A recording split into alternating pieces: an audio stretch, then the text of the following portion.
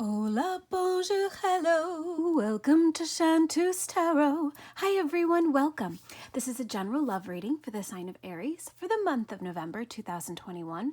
You could have Aries anywhere in your astrological chart, sun, moon, rising, Venus, or anywhere else. You could be cross-watching for an Aries or just intuitively guided here. Whatever the reason or season, know that you are so very welcome. If you'd like to skip ahead to the reading, there is a timestamp listed in the description box below. If you have Instagram and TikTok, head on over to those social media platforms where I upload daily tarot and oracle card readings. If you're interested in a private reading, that information is also listed below, including a link to my Etsy shop. Okay, before we begin, a quick rundown of the spread. Simple 6-card spread here. The central card represents the general energy for the month. The card underneath can represent energy that has yet to be revealed or is hidden.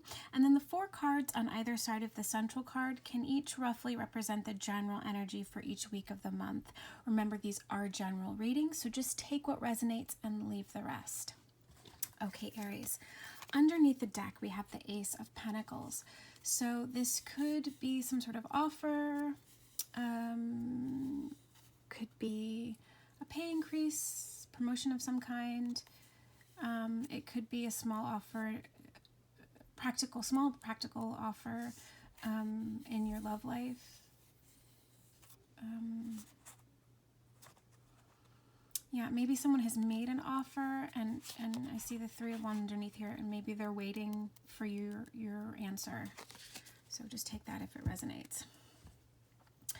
Okay, at the center of this reading, we have the King of Cups. This is water energy, Cancer, Scorpio, Pisces. You could be involved with a water sign, potentially a water sign that's older than you. This represents an energy of someone, they can be male or female. We all have male and female energies within us. But here, gender or sex is not really indicated in a general reading. This is someone who is comfortable, who is confident with their emotions. The king represents sort of the highest court card, essentially. So this person has mastered their emotions. They are very comfortable with their feelings, and this person's feeling rather in control. I feel like for a lot of you, this is the other person, but it could be you. Oh my goodness, I've never noticed this before. These dolphins in the back here. So dolphins can be indication of a twin flame journey. Dolphin may be your spirit animal, an animal that you have a great fondness for. So maybe you want to look that up. Look up the symbolism of dolphins, but I see there are 2 here. I feel like this is a very strong soul connection. Again, if you identify as a twin flame, this could be further confirmation. Someone who enjoys being near the ocean, perhaps water sports, surfing, fishing, swimming, being near the water, the beach. This person may live near water. But yeah, water and emotions here. This person feels very comfortable and at home, at peace with both. Next we have the Tower. So this, I know it looks like a really scary card. And sometimes change can be scary. This indicates great transformation. Perhaps you're going through a major transformation right now, in general, in your love life, in work, in all other areas of your life, and you don't yet know how things will develop. So, you're sort of in the midst of it, in the weeds, But this is, showing you that this tower was built on a faulty foundation. This has to come down so that a new, stronger, healthier, more robust foundation can be built. So, as scary as change can be, and they call them growing pains for a reason. Sometimes it can be really uncomfortable with change. I'm encouraging you to embrace this change. If this means you moving from being single into a relationship, or from being in a relationship to being single, however this manifests for you, And I'm noticing this looks like a crown. That's interesting. Perhaps maybe you have to humble yourself, or this is very specific, so maybe only one or two of you will resonate with this, but I feel like perhaps you have to take some sort of demotion or start something small or from the beginning, even if you have, you've had, experience with leadership or supervision. I feel like for some of you, maybe you needed to be humbled. Maybe you're starting a new career or new vocation, and it requires you to start from the bottom. But yeah, I feel like there's a major transformation here, and I think the best advice that I can give you here is to do your best not to resist, to allow the change to happen in whatever area of your life that means. I mean, it could be for some of you that, there's a separation on the horizon, or you're in the midst of one and you don't know how things are going to pan out, what's going to happen. Will you ever get back together? Will you meet anyone where you feel that love, that spark that you felt with that old person? But perhaps you're going from being single to starting a new relationship, and you're worried about how that's going to progress. But breathe. Don't forget to breathe and let go, and trust that the change is ultimately for your benefit. Notice there's light here. Things will be illuminated. Now, the Queen of Swords is air energy, Libra, Gemini, Aquarius. I don't get a lot of reverse cards, so I always pay attention to when I do get them. I feel like this is the Queen upright. Upside down in reverse, I feel like she's someone who can't really be trusted, who says one thing and does another. Oh, it looks like there's a little, I didn't notice that before, fairy or something perhaps there. So that could mean something to you if you, believe in fairies or work with fairies in your spiritual practice. I feel like my first thought when I saw this card was someone, potential air sign, female, but doesn't have to be, could just be someone embodying that kind of energy, is trying to come between the two of you. Perhaps there even was some sort of transgression. Maybe if you're currently in a relationship, there was something that happened with someone, a Queen of Swords energy. I feel like for a lot of you, there wasn't actually infidelity or, an affair. I feel like this person is jealous. Maybe they're an ex of this other person, and I feel like the Queen of Swords upright is someone who has experienced a lot, and she may speak bluntly and sometimes abrasively, but she speaks the truth. Upside down, how I'm interpreting this is that this person wasn't being honest, that they were using their words, I wanted to say for evil, but wow, that was really strong, but that's what wanted to come out.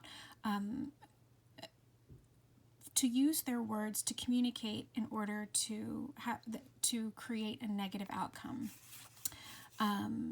And next to the Four of Swords, this is more air energy, Libra, Gemini, Aquarius.